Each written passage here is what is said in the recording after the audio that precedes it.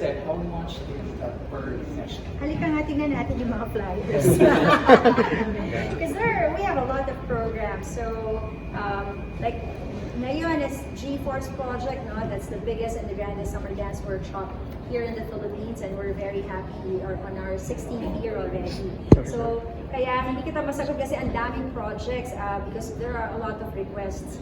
So, before GeForce Project, meron din darating ng mga Performance 101, meron din kaming open classes dito. So for basic lang? For basic, it's 550. Guys, help me with the details here. The open classes are, yeah. Okay. Thank you so much. Okay. Ayan. Tapos ilang That's session? open classes. No, for GeForce, dun tayo sa GeForce project muna. No? Meron kami tinatawag na G3. So, ito tapos na. We announced this 2 weeks ago. And it's a more, kumbaga parang, it's a treat. Okay? So, we have a dance payment and it says here 9,500. Yeah? So, April 17 to May 22. Maganda yan na deal. And then, of course, the regular payment, it's here. What goes with the 9,000 something drone? Okay, so it's a totally different experience. Not really. It's different because we share more than just dance. When you come in, it's not just about learning choreography, learning combination, yung ginawa ninyo kanina. It's really about character building. So the students for GeForce Project will commit to 6 days of workshop. For day 1, they are usually assessed. The teachers will assess them. And then on day 2, they will be given more challenging steps, more challenging choreography. Day 3, yan na. Malalaman na natin ng groupings, and then the teachers will create their framework already until ma-prepare sila for their show. Now the show, we call it a dance concert because we mount it like a dance concert. It's not just a recital. Because they will be performing in these international venues. We used to do this 4 years kami sa Araneta Coliseum, 4 years kami sa MOA Arena, thank you. And then, for the past 3-4 years also, we've been doing it at the Theater Soler. Kasi nga, it has gotten so big that we needed to break it down to a concert series kasi umaba yung show. Oo, kasi ang daming classes. So, ang sabi namin, okay, since it's becoming bigger, i-divide na natin so that parents can really focus on the performances of their kids. So, it's really a whole experience. And we teach them discipline, camaraderie. They meet a lot of friends, new friends here. Pag mahiyain, pasok lang dito, yung ibang parents, ginagawa kaming daycare. And, which is okay because, instead of their kids being so consumed by social media or gaming, at least they have this space for human connection. And it's very important, diba? With the advancement of technology now, saan ba tayo papunta? Kung hindi tayo, kayo, like everyone, I'm also guilty with that, nasa phone palagi. But what about real socializing, real connection? So this is also one space for them, where they can socialize, meet a lot of people. And then, of course, resilience is also taught here. 1, 2, 3. Pagdating ng 4, medyo sumusuko ka na kasi nahihirapan ka na. So, but you have a goal. And that's where grit comes in naman. Diba? You have to finish and you have to do that goal. Resilience, nahihirapan ka, get up, overcome that whatever you are feeling. You have the support system of your classmates. Diba? So, those are the things that we give here. And most importantly, parang kayo, diba? Ang saya-saya niyo after yung sumayaw. Kasi yun naman talaga ang ginagawa ng sayaw. I always say, when you move, your brain goes into a happy mood. Especially now that, hindi naman makaila sa adala, a lot of people are talking about mental wellness.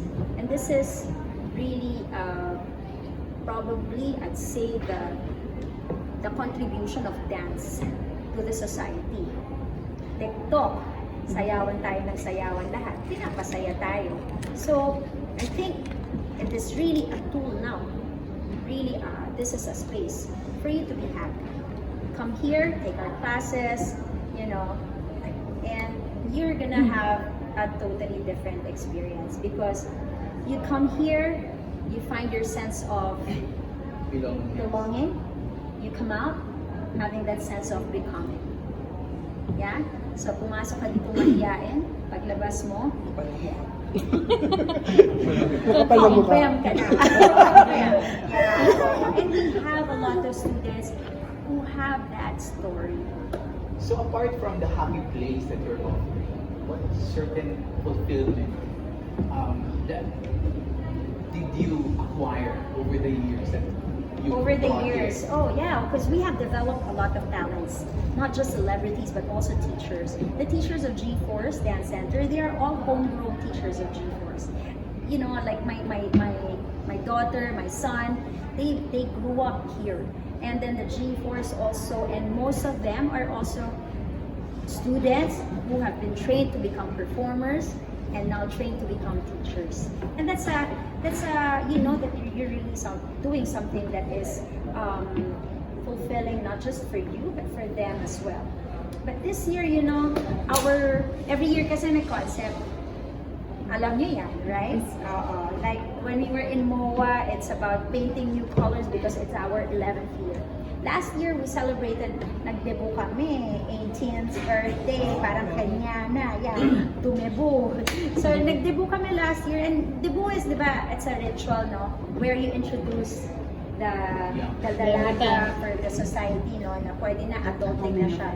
So, kami naman ng G-Force, nag-debut kami, so it's a different, that means that we are entering a new phase, a new chapter in our lives. Now, 19 years. So what's our concept? Our concept is about moving forward with AI.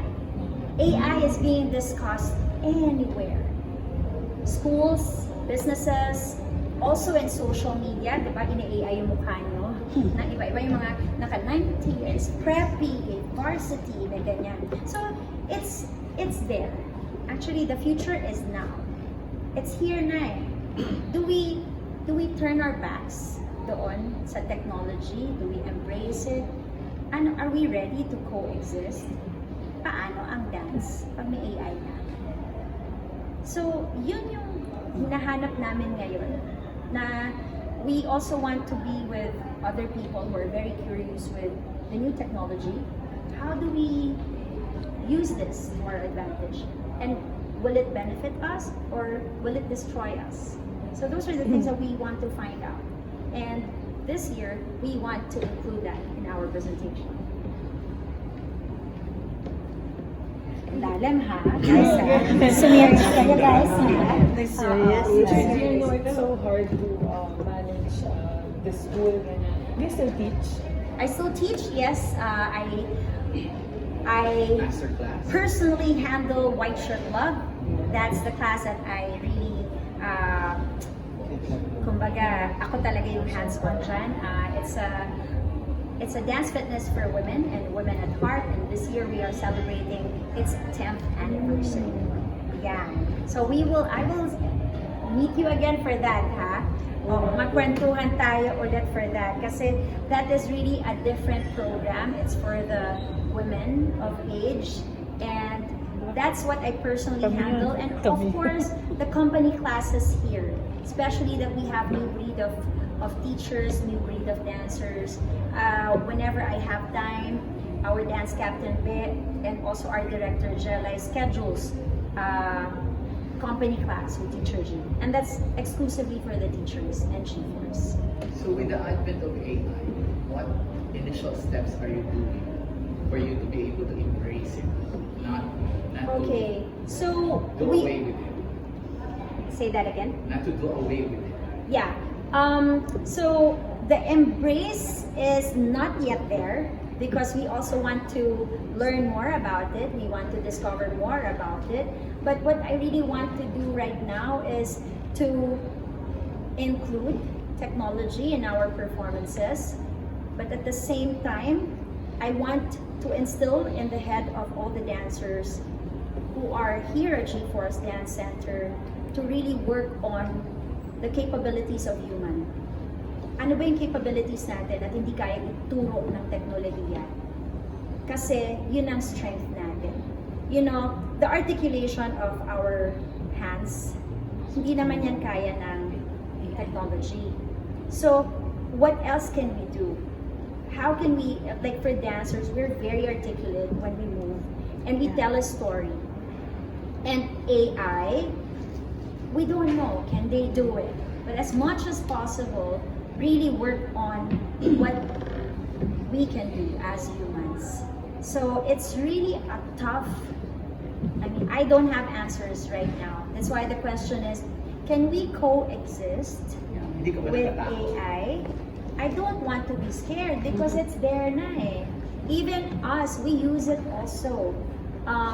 For intro ng mga production numbers, we don't have a voiceover talent. We don't have a host whenever we go abroad and we you know, like our global shows, we use AI. And it's helping us. But pag may sumayaw na, saan kami pupwesto? Where do we position ourselves? So, it's really about preparing the company to be future ready. And how to stand out. Well, more than standing out, we want to be future ready. Yeah. Mga questions mo talaga.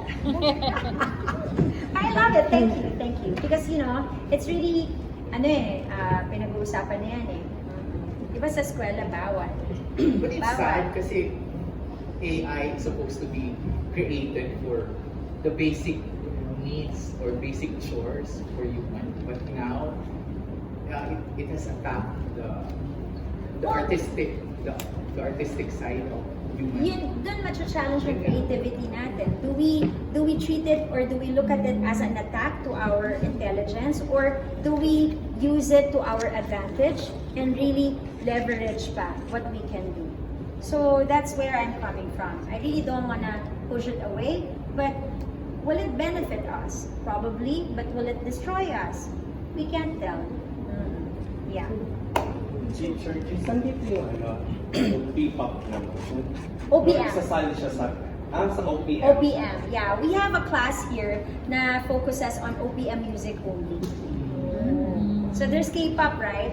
Why can't we use our own music? So, yun naman talaga. At kasama ko ang mga teachers dito. Number 1 si Teacher Jaja, na talaga nagpo-push ng OPM music. Yes, OPM. So, pero not necessarily P-pop. Not Parang necessarily P-pop. OPM na parang ginawa yung dance It version. can be a song of ano yung Raining in Manila. It can be that. It can be Higa. It can be mga songs na hindi kailangan P-pop. We can, you know, they really choreograph to a lot of styles, a lot of sounds. Yeah. But again, we are pushing for the Filipino music. Especially, alam nyo, pag nagta-travel kami at nag-show kami sa labas. Kasi K-pop is like a movement na eh. We all, you know, I'm also an admirer of K-pop. But I also want to create something for us. Maybe it's a catalyst na for us to push forward pa, to push for what we have, diba? Parang reminder, hey, kayo rin ha, mahusay naman kayo, pero i-push nyo pa, i-level up pa. Yan. So any song from P-pop that you're toying around to P-pop? popularize in the future? P-pop or like OPM? OPM. In general, OPM. Okay, this is the song that my daughter taught me sa huli naming session. Wait lang. That's me. Sasayaw si Oh, ayan na. Ito yung pinaka-last. Oh, and the music of Skostak. Yung lagabo. Kilala niyo siya? Skostak niya. Grabe yung mga music niya. Ex-Battalion music, ganda rin. J-Roa. Oo, I listen to their songs. Ang huhusay! Okay. Shucks, nasan yun? Like, I have a OPM playlist eh. Ayan, see? Number 1 is Costa Creek. Ito, O-Side Mafia. Ayan. Get low. Galing. And that's Pinoy, ha? Oh. Hindi halata. Diba? So ito yung huling session, it was Jaja, my daughter, who introduced this song to me. Simple. Diba? It's so nice. Hindi halata ng ano. Oh. My thing. Do my thing. Diba? Nice. Oh, bam! Ayan. So we're very excited for that.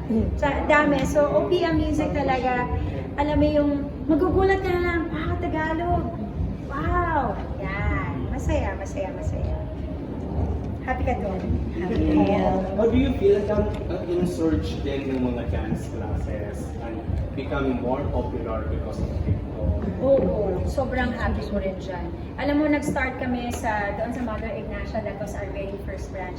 When we started that, sabi ko, parang may struggle. Alam niyo, when I started my company, walang struggle. When I started GeForce, walang struggle. Yung mga nagkukwento sila, I struggled, when we were starting. Wala akong ganyan. Kasi, that was year 2005.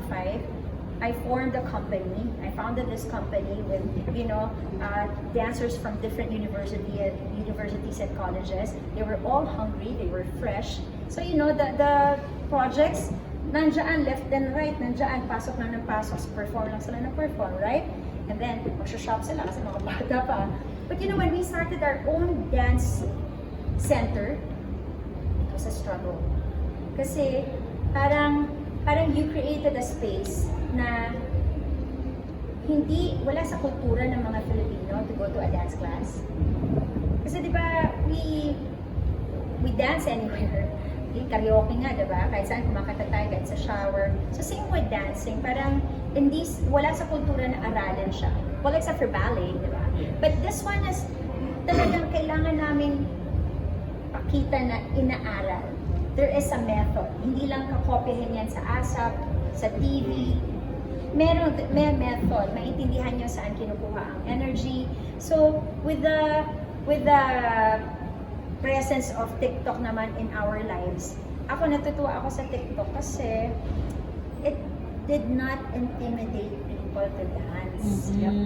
Oo. Parang lahat pwedeng sumayaw. Kasi pag nanonood kayo ng professional dancers for a show, wow, galing. Kasi dancers sila. But TikTok is, wow, galing. Sayaw tayo together. Yun yung for me, yun yung happiness ng TikTok. And now, it's becoming like a part of the system na ng mga tao, for them to come to classes, for them to study what's on TikTok. Ayan na. Nandito na. And I'm How is very that happy for affecting that. you, teacher? Kasi parang before, pag gusto mong sumayaw, you need to enroll, Yeah. join yung mga TV contest, Yeah. dance contest. Yeah. But now, people are, diba, nasa TikTok na lang, doon na lang sila natututo, doon na lang sila You know what? It did not affect us because the more they are on TikTok, the more that they come here. Because they want to really Because they want to dance. create content for themselves. Yes, that's true. Parang kayo, ngayon, nandiyan yung mga cellphones, di ba? So sila rin. And to be, parang they like dancing here.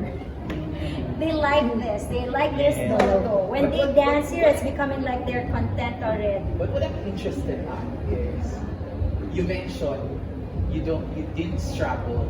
No, start. Oo, Sa pero dance. do you Pero think- nung start ng dance center, may struggle. But do you think struggle is necessary for you to succeed? It is part of the learning curve, but not necessarily a necessity. Oo, para maganon. But, in every challenge naman, meron tayo talagang major learning. Oo. Yan. So, I'm just so glad that, dance is in the system of everyone. Yeah. Gusto mo ba mas